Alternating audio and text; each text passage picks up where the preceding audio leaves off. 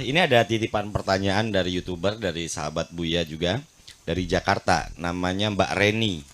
Ya, izin bertanya Buya, tapi di luar konteks, tentang kata amin dalam sholat. Ya.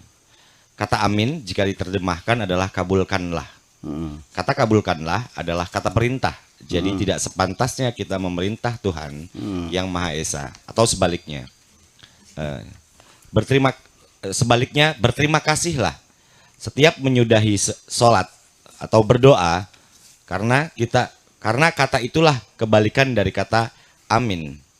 Pertanyaannya, apakah sebaiknya kita setelah sholat itu mengucapkan kata amin atau tidak, Bu ya? Begini, orang Arabnya saja juga nggak paham. Saya mulai sadar mereka nggak paham itu ketika bulan puasa di radio RCTI ada siaran langsung sholat taraweh dari Masjidil Haram. Ingat ya, tahun berapa tuh? Ya 10 tahun yang lalu lah. Jadi disiarkan sholat taraweh di Masjidil Haram. Saya mendengar sendiri, bukan katanya, waladhdallin, amin. Beda. Amin. Yang benar bukan amin, tapi amin. Nah, kalau amin itu wazannya failun, dari amanah. Jadi aminun itu maknanya mubalaghah, wazan fa'ilun, artinya orang yang sangat dipercaya. Tapi kalau amin namanya isim fi'il amar, artinya mudah-mudahan dikabulkan. Atau bahasa Arabnya istajib doa ana, kabulkanlah doa kami. Itu satu. Kemudian, apakah kabulkanlah itu bukan perintah? Dalam bahasa Arab, fi'il amar itu bahasa Indonesianya namanya perintah. Fi'ilnya namanya fi'il amar, artinya maknanya perintah. Tetapi ketika datangnya dari bawahan ke atasan, namanya permohonan, namanya doa. Doa itu adalah perintah yang datangnya dari bawah kepada atasan, yang disebutnya dengan doa. Kalau perintah dari atasan kepada bawahan itu namanya instruksi.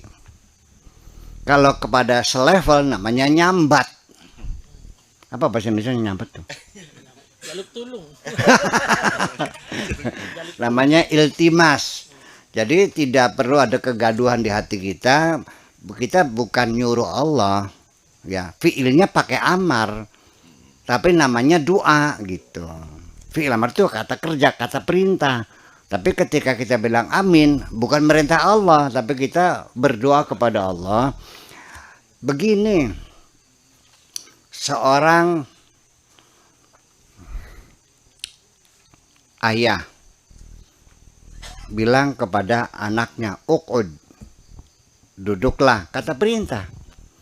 Anak juga sama kepada bapaknya, ya abi uqud, kata kerjanya sama, kata perintah. Kepada teman, uqud juga. Tapi ketika datangnya dari yang selevel namanya iltimas. Ketika dari bapak kepada anak namanya nyuruh. Ya kan? Kalau dari anak ke bapak namanya memohon namanya.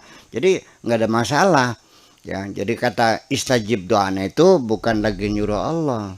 Memang bentuk struktur bahasa Arabnya itu adalah namanya fiil amar, ada fiil madi, fiil mudhari, ada fiil amar dan sebagainya. Itu struktur bahasanya.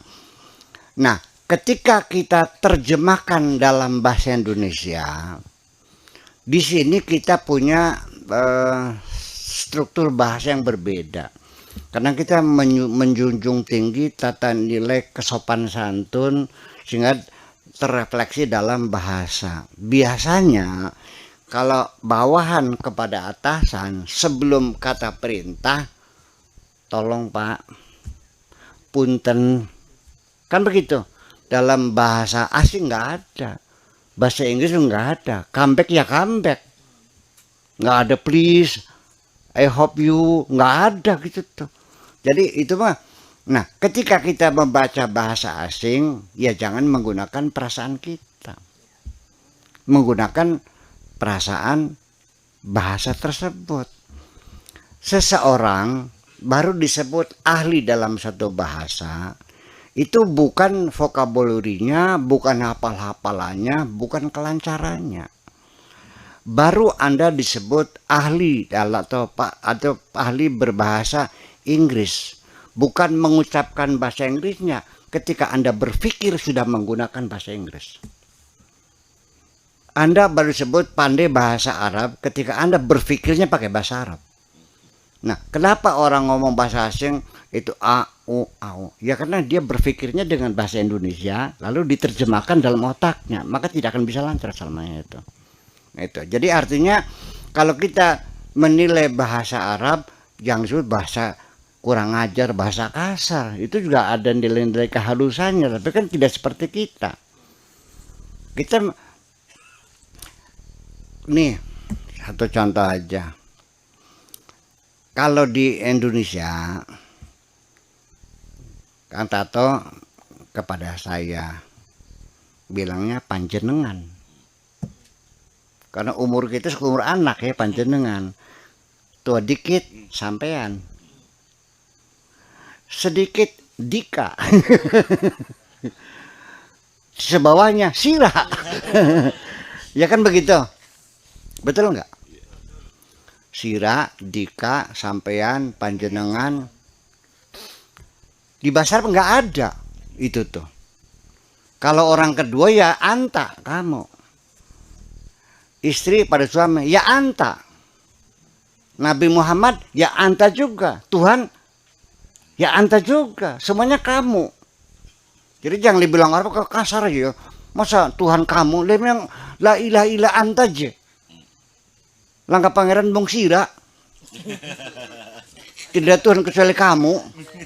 Nah itulah bedanya gitu.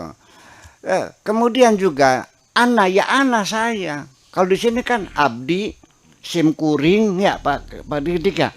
Sim kuring, abdi, aing, pribados. Itu kan nah ini bahasa kita. Jadi kita jangan ngukur bahasa Arab dengan ukuran. Jadi dalam aturannya itu the sense of language, perasaan bahasa itu nggak bisa sesuka-suka kita. Ya kan begitu kiranya. Saya kira seperti itulah kira-kira. Oke, makasih.